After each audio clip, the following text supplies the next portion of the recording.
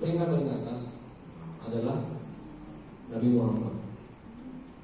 Ya, banyak yang protes kenapa ini buku yang lama, udah lama ini.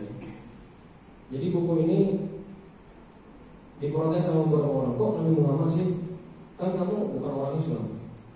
Di bawah Nabi Muhammad itu ada Jesus Christ, kemudian ada beberapa, ada Buddha, ada Muhammad Gandhi, ada juga di sana Hitler, ada atau tokoh apa lagi? Ada Isaac Newton juga ada. Ada banyak tokoh di sana dan Nabi Muhammad di peringkat pertama. Ya, next enggak? Nah, yang tadi itu bukan tulisnya, tadi itu orang India, Ustaz. Nah, ini alasan kenapa Michael Hart itu meletakkan Nabi Muhammad di peringkat pertama.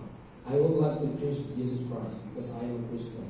Saya sangat ingin untuk meletakkan Yesus, ya, Nabi Isa di peringkat pertama karena saya Kristen. But there was several categories that honestly I could not choose him. Ada bisa lihat? Ya, di sana sebenarnya saya mau naruh nama Nabi Isa, nama Yesus itu di peringkat pertama. Tapi di situ ada beberapa kategori yang sejujur saya nggak bisa memasukkan dia ke dalam daftar itu, ke daftar pertama. Ya. Jesus Christ wasn't a father. Ya. Yesus bukan bapak. Ya. Muhammad he was, tapi Muhammad bapak. Ya. Not a husband, bukan seorang suami. Ya, Muhammad he was not a statesman, bukan seorang negarawan. Muhammad he was negarawan nggak Nabi Muhammad? Negarawan. Kemudian not a warrior, bukan seorang apa arti warrior? Warrior apa? Seorang pejuang, seorang pendekar, seorang prajurit. Tapi Nabi Muhammad he was. Kemudian not a ruler, bukan seorang penguasa, bukan seorang yang ngatur sebuah sistem, tapi Muhammad he was.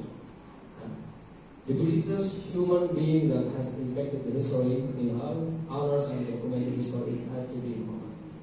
Jadi kata beliau yang menulis, semua ya, penghormatan untuk sosok yang berpengaruh di dunia, yang memberikan pengaruh untuk sejarah dengan segala kehormatannya, itu harus diberikan kepada Nabi Muhammad. Karena Nabi Muhammad itu adalah sosok yang bisa membuat peradaban menjadi maju di tengah orang-orang yang tidak mengenal agama, tidak mengenal adab yang baik, dan berhasil memberikan impact sampai hari ini. Allahumma sholli ala Muhammad wa ala alihi wasallam. Kita harus bangga. Kita harus bangga. Kita harus bangga menjadi umat Nabi Muhammad. Kalau kita nggak bangga, nanti kita akan bingung, kita akan tutup kalau ketemu Nabi Muhammad di akhirat. Bayangin, kita nanti ketemu Nabi Muhammad, kita nggak kenal Nabi Muhammad siapa dan hanya kenal nama misalnya. Itu sedih sekali, menyedihkan sekali. Sebuah hal yang sangat menyedihkan, sebuah hal yang sangat membuat hati tersayat kalau nanti kita ketemu Nabi Muhammad, kita mengaku umatnya, tapi kita tidak mengamalkan sunnah beliau. Ada sebuah kisah dulu ketika Nabi Muhammad masih hidup, beliau pernah menangis di depan para sahabatnya, dan beliau menangis agak lama. Sahabatnya bertanya, wahai Nabi Muhammad, kenapa kamu menangis? Dan Umar menjawab, saya teringat kekasih saya. Rasulullah menjawab seperti itu, sahabat kaget. Rasulullah bukannya kami kekasih engkau ya Rasulullah, jadi kan kami kekasih engkau. Kata Nabi Muhammad SAW, wahai para sahabatku, kalian itu sahabatku, dan aku mencintai kalian. Tetapi kekasihku adalah orang yang tidak pernah bertemu denganku, orang yang tidak pernah mendengar suaraku, tidak pernah melihat wajahku, tidak pernah melihat caraku hidup, tapi mereka beriman padaku. Dan aku menangis karena aku rindu pada mereka semua. Ya, kita sekarang tanya, kita berhak gak menjadi orang-orang yang dirindukan Rasulullah? Berhak gak? Berhak gak? You decide. Kamu yang menentukan. Berhak gaknya kamu yang menentukan. Kita apakah pantas merasakan hal itu ketika Rasulullah menangis untuk kita dan kita merasa rindu? Apakah pantas? Kita harus bertanya ke diri kita. Ya, sudah sejauh mana kita hidup dengan sunnah-sunnah Rasulullah SAW. Next slide. Baik, saya tadi malam mengulik apa yang kira-kira relate dengan kehidupan kita sebagai anak muda ketika puasa datang. Mungkin bapak sama mas-masnya ketika hadir di tarawih, sih tarawih nggak sih? Tarawih ya, ada yang nggak tarawih ya? Ada lah. Kalau libur ya bapaknya.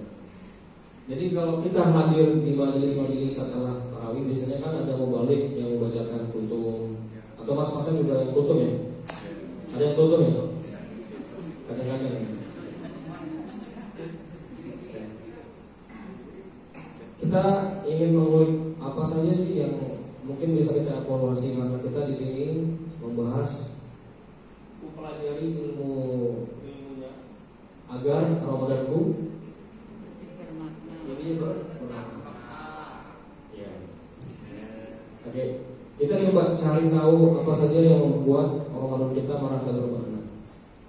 Atau kita lihat dari sisi dari mana Ramadan kita ini bisa di-upgrade.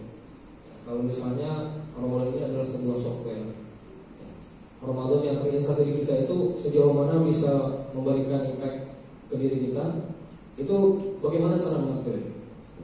Di situ ada beberapa poin yang disampaikan oleh seorang ulama namanya Ibnu Qudamah. Beliau menulis kitab judulnya Minhajul Qasidin, Mukhtasar Minhajul Qasidin. Dan di sana beliau memberikan pembagian tentang tingkatan puasa. Jadi ini menarik untuk kita bahas. Next slide. Tingkatan puasa ini ada beberapa kategori. Yang pertama, shaumul umum. Ada yang bisa baca?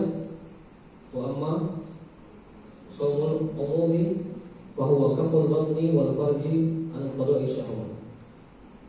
Ya. Artinya puasa umum atau shaum umum ini puasa tingkat pertama. Puasanya orang awam. Puasanya orang yang mengenal puasa itu cuma nahan lapar, haus. Itu puasa orang umum. Kita sekarang sambil merefleksi ke diri kita. Kita bukan orangnya. Wa amma shaumul umum fa huwa kaful batn. Puasa umum itu adalah kaful batn, menahan perut, wal farj anu qada'i syahwat, menahan perut dan syahwat, dan farj kemaluan dari syahwat. Dua ini yang harus terjaga di kategori shaumul umum. Kalau dua hal ini belum terjaga, berarti belum puasa, batal puasanya. Dan ini adalah puasa terendah. Karena apa? Puasa ini hanya menahan dua hal tadi, ya, perut dan yang di bawah perut.